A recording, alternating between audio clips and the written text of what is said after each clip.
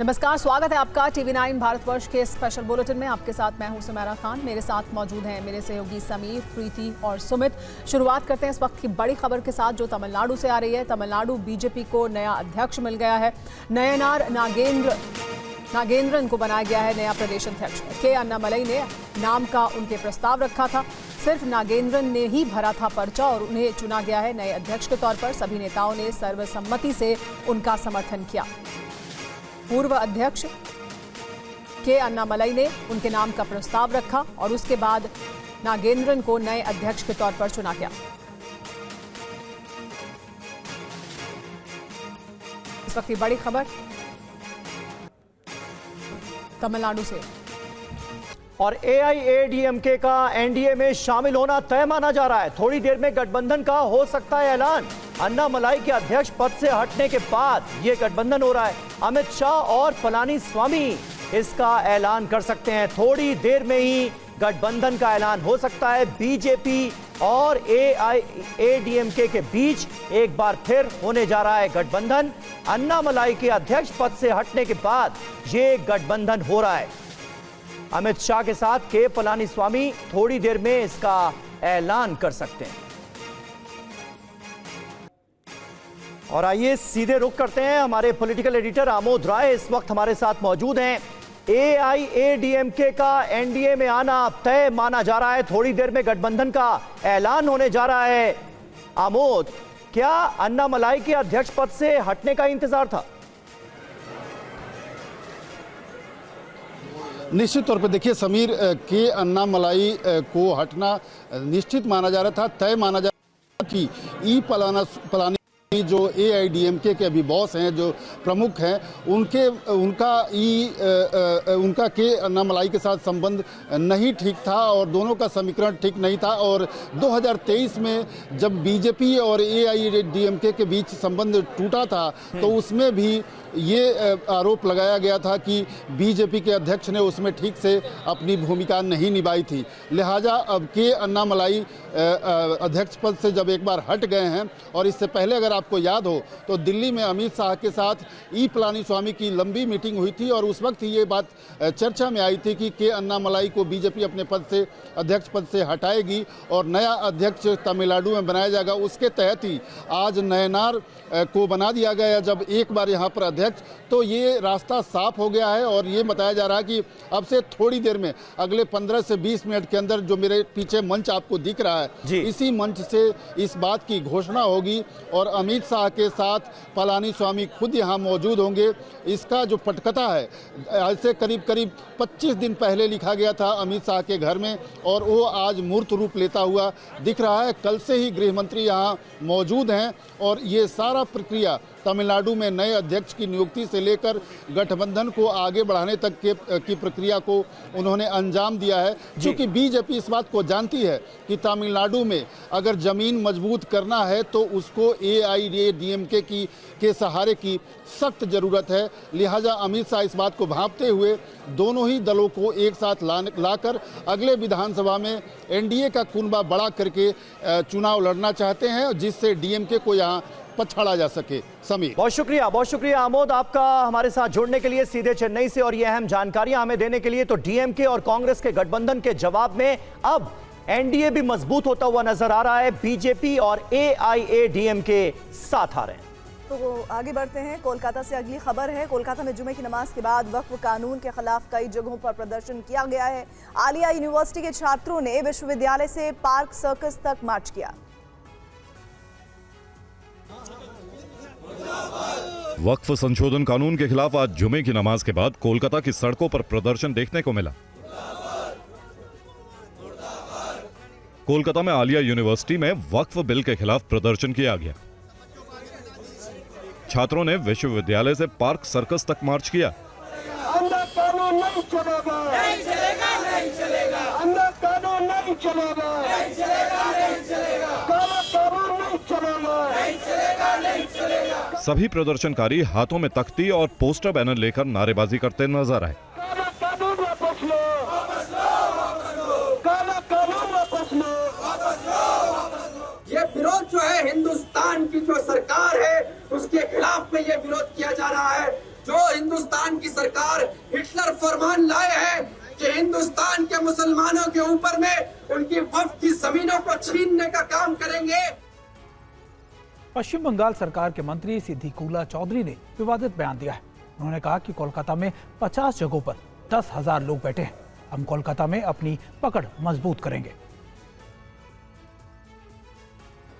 অনুরোধ জানাবো পাশে হাসপাতালের রোগী চিকিৎসাধীন তাদেরকে কষ্ট দেওয়া আমাদের কোনোভাবে কর্মসূচির মধ্যে নেই। তাই মওলালিতে যারা পুলিশের সামনে একটু কি বলবো অপ্রীতিকর কাজ করছেন তাদের রিকোয়েস্ট করছি আপনারা দয়া করে ভিতরে আসুন, ওই মেন রাস্তাটা ক্লিয়ার করুন। আমরা কলকাতাকে যদি বলতাম জ্যাম করব তো 50টা জায়গায় 2000 করে বসে যেতাম। সেটা এখন হয়নি, পরে কিন্তু হবে। বলে করব বলে প্রথমে জেলাকে একটু টাইট করি, তারপরে কলকাতার 50টি জায়গায় 10,000 হলে কত লাগবে? বাস এরা আসবে কলকাতায় বসে চিড়ে গুড় পানি বাতাসা মুড়ি খাবে আর একটু বসবে, কিচ্ছু করতে হবে না। দেখবেন তরফটা কেমন নড়ে। इसके अलावा आपको ये भी बता दें कि लखनऊ में इमामबाड़े के पास all India Muslim personal law board ने वक्फ कानून के खिलाफ विरोध प्रदर्शन किया। प्रदर्शनकारियों ने इस दौरान नारेबाजी की। यूपी की राजधानी लखनऊ में भी जुमे की नमाज के बाद all India Muslim personal law board ने वक्फ कानून के विरोध में प्रदर्शन किया। आसिफी मस्जिद में शिया धर्मगुरु मौलाना कल्बे जवाद की अगुवाई में विरोध प्रदर्शन किया गया। इस दौरान प्रदर्शनकारियों ने नारेबाजी की। प्रदर्शन में कुछ लोग सिनवार और नसरल्ला के पोस्टर हाथों में लिए दिखे, जिसके बाद सवाल उठ रहा है कि आखिर वक्फ कानून के खिलाफ प्रदर्शन में नसरल्ला और सिनवार का क्या काम है। और मुंह से मुखौटा जो सेकुलरिज्म का था वो हट गया तेज के मुंह से भी और नायडू के मुंह से भी। नकली सेकुलरिस्ट हैं और ये सिर्फ सब के सब ये आरएसएस के अंदर शामिल हो चुके हैं। ज़्यादा ये है, इनको सजा मिलना बहुत ज़रूरी है, बहुत ज़रूरी। मुसलमानों से भी क्या आप अपील करेंगे? सिर्फ मुसलमान नहीं बल्कि जो सेकुलर है, क्योंकि इस वक्त सेकुलर ढांचे को खतरा है। पूरे हिंदुस्तान के सेकुलर जो ढांचा है उसको खतरा है। जो सेकुलर कुव्वतें हैं उनको इनके खिलाफ उठना पड़ेगा, जिसमें मुसलमान भी शामिल हैं और गैर मुसलमान। वहीं प्रदर्शनकारियों का कहना है कि वक्फ कानून सही नहीं है। प्रदर्शन को देखते हुए सुरक्षा के भी कड़े इंतजाम किए गए। और आइए अब आपको सीधे चेन्नई लिए चलते हैं। गृह मंत्री अमित शाह प्रेस कॉन्फ्रेंस कर रहे हैं। AIADMK और बीजेपी के गठबंधन का ऐलान हो रहा है। मिलकर NDA के नाते लड़ेंगे। உங்கள் அனைவருக்கும் ஒரு மிக முக்கியமான ஒரு நல்ல தகவலை அறிவிக்கவும் இந்த விழாவை நாங்கள் கூட்டியிருக்கிறோம். இன்றைக்கு பாரதிய ஜனதா கட்சியின் தலைவர்களும் அஇஅதிமுகவின் தலைவர்களும் ஒன்றாக இணைந்து இந்த கூட்டணியை உருவாக்கி இருக்கிறார்கள். அடுத்து வரப்போகிற ஒரு தேர்தலை NDA கூட்டணியின் இதர கட்சிகளுடன் இணைந்து நாங்கள் சந்திக்க இருக்கிறோம். இந்த தகவலை உங்கள் அனைவருக்கும் இன்று அறிவிப்பதற்கான கூட்டம் இது. ये चुनाव राष्ट्रीय स्तर पर नरेंद्र मोदी जी के नेतृत्व में और राज्य स्तर पर AIADMK के नेता एड़ापाडी जी के नेतृत्व में लड़ा जाएगा. இந்த தேர்தல் தேசிய அளவில் திரு மோடி அவர்களின் சீரிய தலைமையிலும் தமிழ்நாட்டில் அஇஅதிமுகவின் தலைவர் திரு எடப்பாடி அவர்களின் தலைமையிலும் நடைபெற இருக்கிறது. एक प्रकार से 1998 से AIADMK NDA गठबंधन का हिस्सा है और लंबे समय तक मोदी जी और महान जयललिता जी ने साथ में मिलकर राष्ट्रीय राजनीति में काम किया है. 1998 ஆண்டு முதல் நம்ம அதிமுகவும் பாரதிய ஜனதா கட்சி கூட்டணியை தொடர்ந்து அமைத்து வருகிறது. இது ஒரு இயல்பான கூட்டணி. அவங்க மேடம் ஜெயலலிதா அவர்கள் காலத்திலிருந்து தமிழ்நாட்டில் உள்ள பல இடங்களில் இந்த கூட்டணி போட்டியிட்டு இருக்கிறது. और एक समय पर बीजेपी AIADMK अलायंस ने 39 में से 30 लोकसभा सीट जनरल इलेक्शन में जीती थी. தமிழ்நாட்டில் ஒரு முறை 39 இடங்களில் 30 இடங்களை இந்த கூட்டணி வெற்றி பெற்றிருக்கிறது. मुझे पूरा विश्वास है कि आने वाले दिनों में जो चुनाव होने वाला है वो जनरल इलेक्शन में एनडीए प्रचंड बहुमत हासिल करेगा और तमिलनाडु में फिर से एक बार एनडीए की सरकार बनेगी. வரப்போகிற தேர்தலில் எனக்கு முழு நம்பிக்கை இருக்கிறது. பாரதிய ஜனதா கட்சி அதிமுகவின் இந்த என்டிஏ கூட்டணி மிக பெரும்பான்மையான வாக்குகளை பெற்று ஆட்சி அமைக்கப் போகிறது.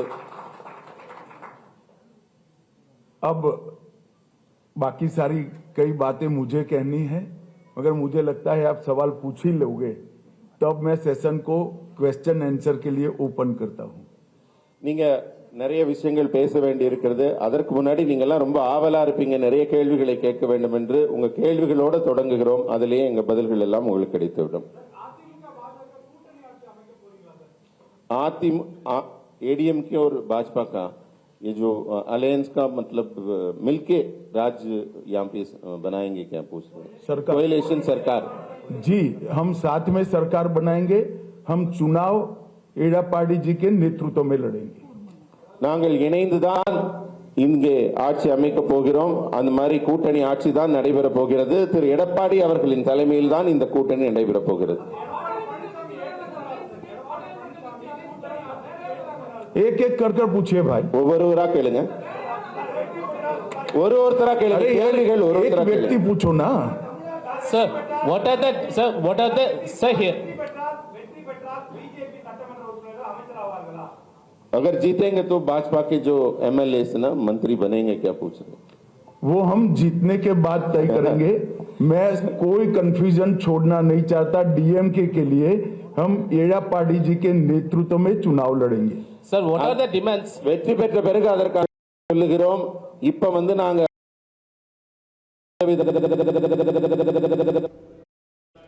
तो तमिलनाडु में फिर एनडीए सरकार बनेगी, अमित शाह ये कहते हुए और इस गठबंधन को लेकर प्रेस कॉन्फ्रेंस होती हुई इधर आगे बढ़ते हैं. कल यानी 12 अप्रैल को गढ़ी रामी में होने वाले आयोजन को लेकर पुलिस प्रशासन अलर्ट पर है. किसी भी तरह के हालात से निपटने के लिए आगरा पुलिस ने मॉक ड्रिल की है.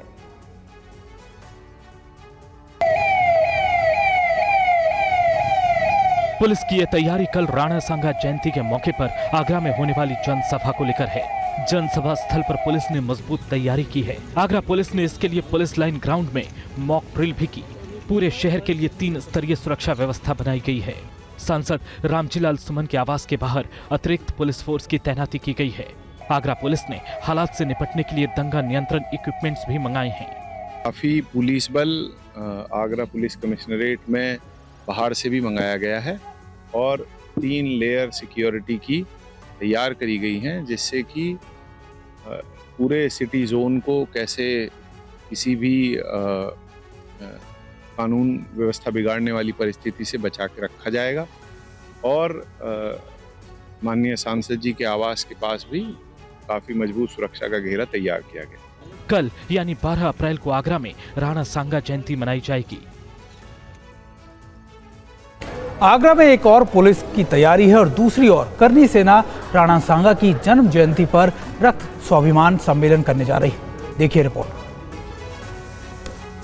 आगरा में महाराणा सांगा के जयंती पर बड़ा कार्यक्रम आयोजित होने वाला है और उसके आयोजन स्थल पर हम मौजूद हैं. तमाम लोग यहाँ पर हैं जो कि अभी पूरी तैयारी में लगे हुए हैं और कल बड़ा कार्यक्रम जिसमें लाखों लोगों के पहुँचने का दावा किया जा रहा है. प्रशासन भी अपनी तरीके से पूरी तैयारी में है. हमारे राणा सांगा जी पूर्वज थे ना, तो एक सुमन लाल करके एक राज्यसभा सांसद में राज्यसभा में क्या नाम है सांसद है, तो उसने हमारे राणा सांगा पे जो टिप्पणी करी है ना, गद्दार बताया, उनकी औलादों को गद्दार बढ़ाया, तो उसे लेकर के यहाँ पे एक समारोह रखा गया है.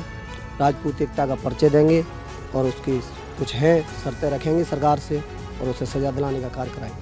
प्रदर्शन तो हमारा शांतिपूर्वक होगा और ये प्रदर्शन क्यों हो रहा है इसका मुख्य जड़ पुलिस है.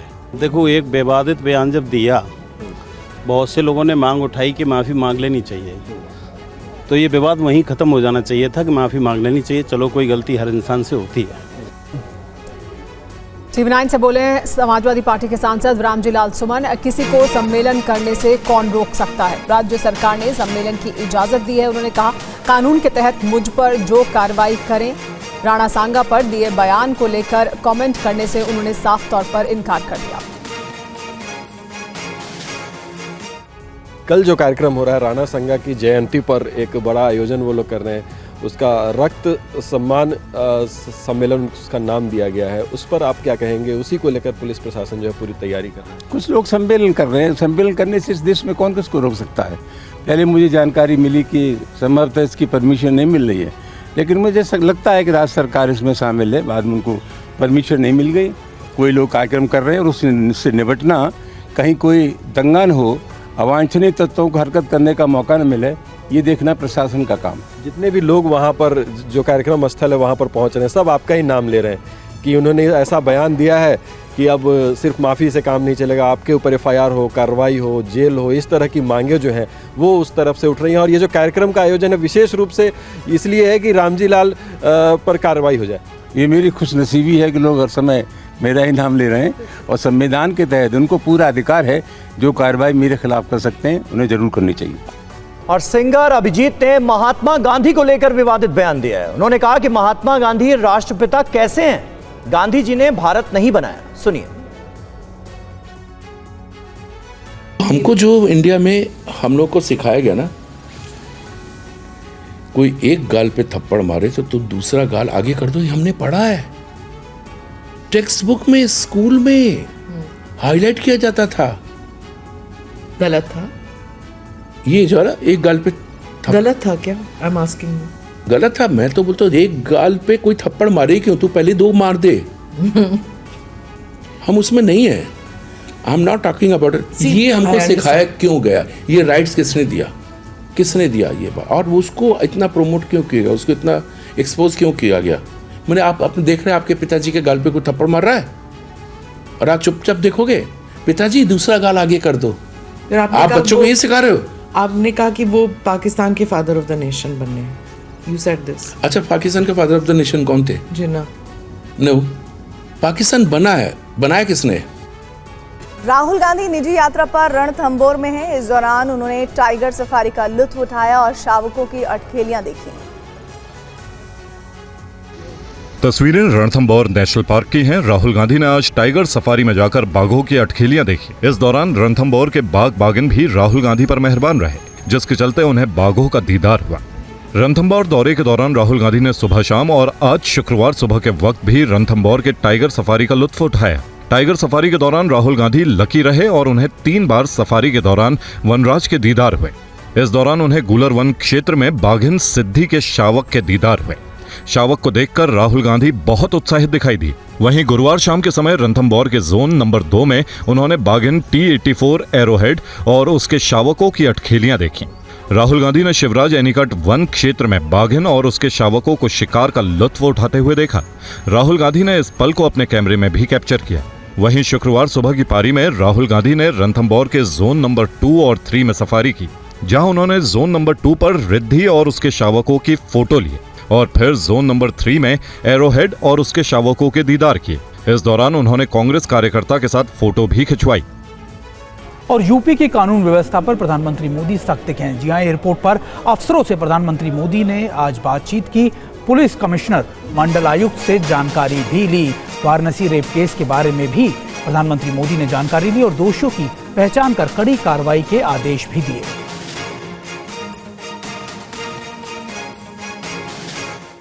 तस्वीरें पीएम मोदी के वाराणसी दौरे की हैं। पीएम मोदी ने एयरपोर्ट पर यूपी के अफसरों से वाराणसी गैंगरेप के बारे में बात की। उन्होंने एयरपोर्ट पर उतरते ही पुलिस कमिश्नर मोहित अग्रवाल और मंडल आयुक्त से छात्रा गैंगरेप केस की जानकारी ली। पीएम ने कहा कि सभी दोषियों पर सख्त एक्शन हो, साथ ही ऐसी घटना दोबारा न होने पाए। गैंगरेप की ये वारदात 15 दिन पहले हुई थी। कमिश्नर ने पीएम मोदी को केस की पूरी स्टेटस रिपोर्ट बताई। उन्होंने कहा इस मामले में मुख्य आरोपी समेत 9 लोगों को जेल भेजा जा चुका है। 3 और आरोपियों को गिरफ्तार किया गया है। मुख्य आरोपी का कैफे सील कर दिया गया है। अब समाजवादी पार्टी ने गैंगरेप की इस घटना पर सवाल खड़े किए हैं। अधिकारियों से ये जानकारी ली गई कि आखिरकार उस घटना में कितने दोषी पकड़े गए हैं। आपसे बेहतर कौन जानता होगा कि उत्तर प्रदेश की कानून व्यवस्था क्या है। जो आंकड़े उत्तर प्रदेश सरकार के बताते हैं, सबसे ज्यादा महिलाएं असुरक्षित हैं, बेटियां असुरक्षित हैं। पटना में कांग्रेस का सीएम आवास का घेराव का आज कार्यक्रम था। कन्हैया और सचिन पायलट की अगुवाई में कांग्रेस पार्टी के कार्यकर्ताओं ने, नेताओं ने प्रदर्शन किया। प्रदर्शनकारियों पर वाटर कैनन का इस्तेमाल किया गया। कांग्रेस पार्टी ने पलायन रोको नौकरी दो आंदोलन के तहत सीएम आवास का घेराव किया था। कुछ प्रदर्शनकारियों को हिरासत में भी यहां से लिया गया।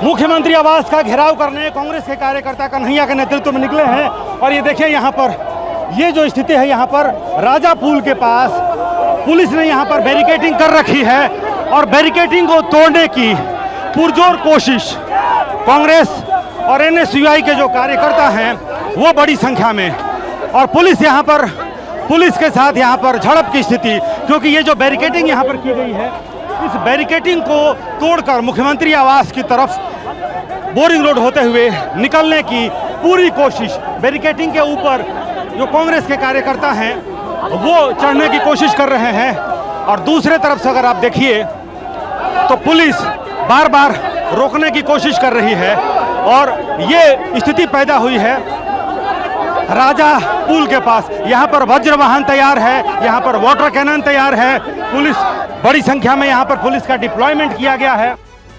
और पलायन रोको नौकरी दो के अभियान के दौरान सचिन पायलट से TV9 भारतवर्ष ने बातचीत की और बिहार सरकार पर सवाल उठाए उन्होंने। सुनिए क्या कहा। नीतीश कुमार केंद्र से 20 लाख नौकरियां मांगे, अगर आज मुख्यमंत्री से मिलने निकले हैं, क्या कहेंगे उनको? मैं तो इतना कह रहा हूं कि बिहार के लोगों को न्याय चाहिए, रोजगार, नौजवानों को अवसर चाहिए और सरकार की जिम्मेदारी बनती है कि उन अरमानों को पूरा करे। तो लोगों की मांग लेके हम लोकतंत्र में अपनी बात रखने जा रहे हैं। उम्मीद करते हैं सरकार हमारी बात को सुनेगी। लेकिन पूरी तैयारी है, यात्रा आप मिल पाएंगे? समय तो दिया नहीं मुख्यमंत्री ने। कोशिश करेंगे मिलने की बात करने की, लेकिन मुद्दा ये है कि जनता की बात को रखना, पदयात्रा निकालना, मांग रखना, ये तो लोकतांत्रिक अधिकार सब लोगों का है। उस काम को हम लोग कर रहे हैं। बिहार में राहुल गांधी पिछले 2 महीने में 3 बार आ चुके हैं। आपको लग रहा है कि नया प्राण, कांग्रेस जिंदा हो गई है बिहार में? देखिए, हमारी पार्टी की जड़ें बिहार में बहुत मजबूत हैं। सरकार में कौन है कौन अलग बात है, लेकिन विचारधारा, समर्थन कांग्रेस का आज भी हर गांव जिले में है। राहुल जी आए हैं, प्रियंका जी भी आएंगे, हम सब लोग घूमेंगे, लेकिन जनता के साथ रहना हमारा एक संकल्प है, उसको पूरा कर रहे हैं। और बिहार में जबरदस्त सियासी हलचल है। राहुल गांधी के बाद बिहार दौरे पर पहुंचे सचिन पायलट ने एक ऐसा बयान दिया है जिससे आरजेडी और कांग्रेस के बीच तकरार बढ़ सकती है।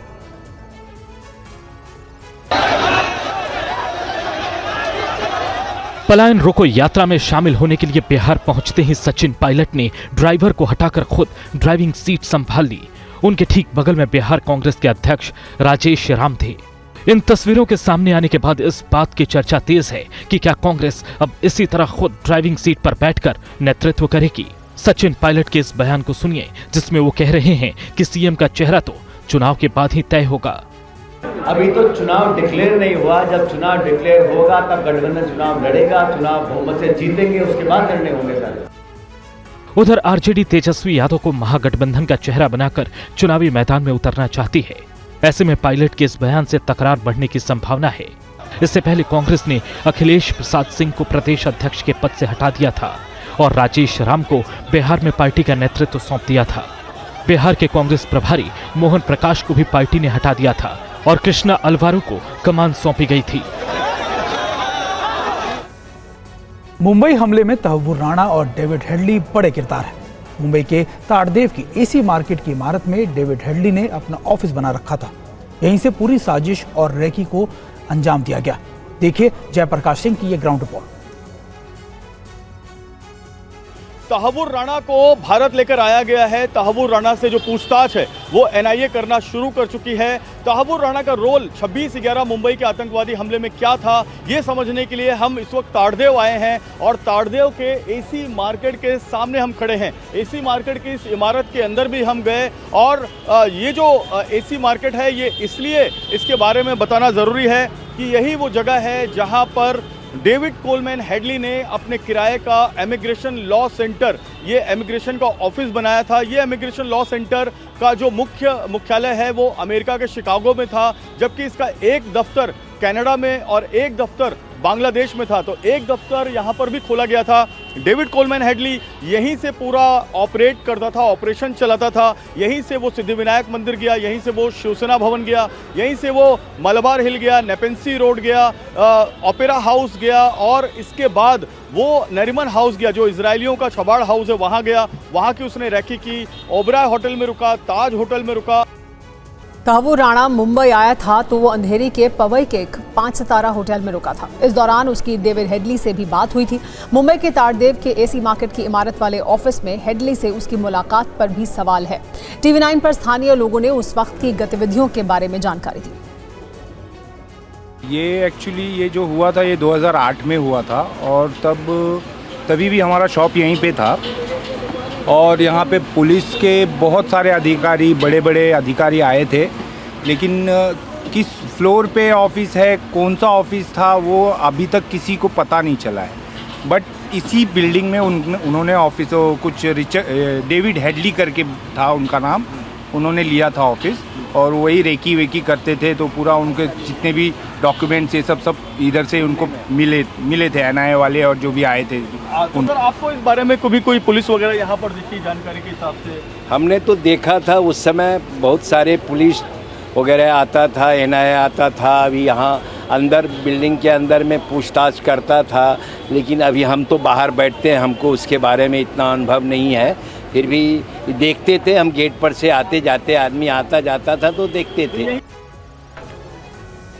और जयपुर में मानव तस्करी का खुलासा हुआ है। एनजीओ की आड़ में लड़कियों का सौदा किया जा रहा था। जबरन नाबालिग लड़कियों की खरीद फरोख्त को अंजाम दिया जा रहा था। एनजीओ ने 2.5 लाख में एक लड़की को बेचा, ये भी पता चला है। पुलिस ने एनजीओ संचालक को गिरफ्तार कर लिया है।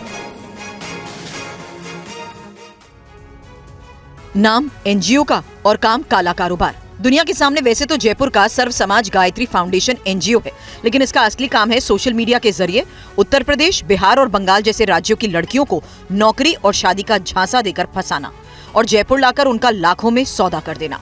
इस काले कारोबार का खुलासा तब हुआ जब एक नाबालिग लड़की एनजीओ से भाग निकली और पुलिस को इसकी जानकारी दी, जिसके बाद पुलिस ने एनजीओ की संचालक गायत्री विश्वकर्मा और उसके साथी भगवान दास महेंद्र हनुमान सिंह को गिरफ्तार किया। गायत्री का डेरा जो गायत्री सर्व समाज फाउंडेशन के नाम से चलता है, उस डेरे में हमने रेड मार दी। तो वहाँ पर हमें 4 अभियुक्त मिले, जिसमें से मेन जो इनकी गैंग के लीडर है उसका नाम गायत्री विश्वकर्मा है। दूसरा उसका एक एम्प्लॉई है हनुमान सिंह गुर्जर, वो मिला। जांच में यह भी सामने आया कि नाबालिग लड़कियों की कीमत शरीर और रंगत के हिसाब से तय की जाती थी। उनकी नशे की हालत में शादी कराई जाती थी।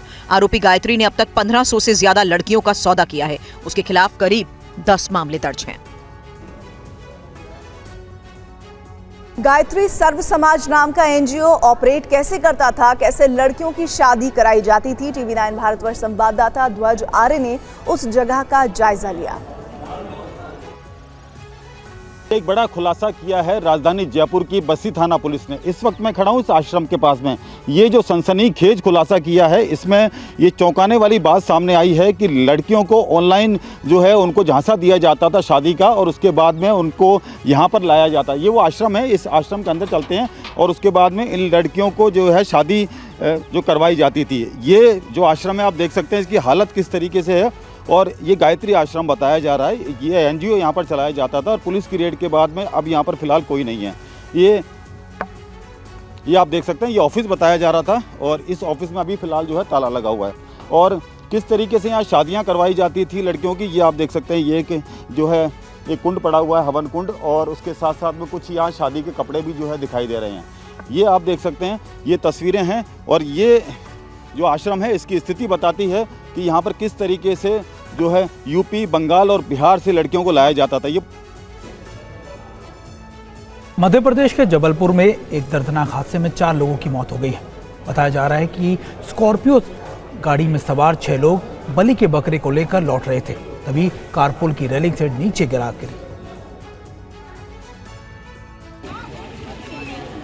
तेज रफ्तार स्कॉर्पियो कारपुल की रेलिंग तोड़ते हुए 30 फुट नीचे नदी में गिर गई। इस घटना में स्कॉर्पियो में सवार 4 व्यक्तियों की मौके पर ही मौत हो गई, वहीं 2 व्यक्ति गंभीर रूप से घायल हैं। से ऊपर से नीचे मार दें तो बहुत जैसे वो करे। दोनों घायलों को इलाज के लिए मेडिकल कॉलेज अस्पताल में भर्ती करवाया गया है। पुलिस का कहना है कि 6 व्यक्ति नरसिंहपुर के दादा दरबार दर्शन के लिए गए थे। सभी लोग दर्शन कर वापस लौट रहे थे। वाहन तेज रफ्तार में होने के कारण सोमवती नदी के पुल पर चालक वाहन से नियंत्रण खो बैठा था, जिसके कारण स्कॉर्पियो पुल की रेलिंग तोड़ते हुए 30 फीट नीचे सूखी नदी में गिर गई। हादसे के बाद स्थानीय लोगों का कहना है कि इस पुल पर हादसे होते रहते हैं, लेकिन आज तक प्रशासन ने यहां कोई सुरक्षा उपाय नहीं किए हैं। लोगों की मांग है कि पुल पर सुरक्षा रेलिंग, संकेतक और स्पीड ब्रेकर जैसे जरूरी इंतजाम किए जाएं, ताकि ऐसी घटना ना हो। दुनिया में भारी उथल पुथल के बीच भारतीय इकोनॉमी मजबूती से आगे बढ़ रही है। 2024-2025 में भारत के निर्यात में पिछले वित्त वर्ष के मुकाबले 6% की वृद्धि हुई है। देखिए ये रिपोर्ट। अमेरिकी राष्ट्रपति ट्रंप के रेसिप्रोकल टैरिफ ने पूरी दुनिया के अर्थ जगत को झकझोर दिया है। भारत से होने वाले आयात पर भी ट्रंप ने टैरिफ बढ़ा दिया है, जिसने भारतीय निर्यातकों की चिंता बढ़ा दी है। निर्यातकों में विश्वास जगाने के लिए वाणिज्य मंत्रालय ने भारत से होने वाले एक्सपोर्ट का आंकड़ा दिया है। वित्त वर्ष 2024-25 में भारत ने $820 बिलियन का गुड्स और सर्विस एक्सपोर्ट किया, जो वित्त वर्ष 2023-24 से 6% ज्यादा है। 2023-24 में भारत ने $778 बिलियन का एक्सपोर्ट किया। अप्रैल फरवरी 2024-25 के बीच भारत ने $395.63 बिलियन का गुड्स एक्सपोर्ट किया, जबकि अप्रैल फरवरी 2023-24 के बीच गुड्स एक्सपोर्ट $395.38 बिलियन का रहा। अप्रैल फरवरी 2024-25 के बीच सर्विस एक्सपोर्ट $354.90 बिलियन रहा, जबकि फरवरी 2023-24 के बीच सर्विस एक्सपोर्ट $311.05 बिलियन था।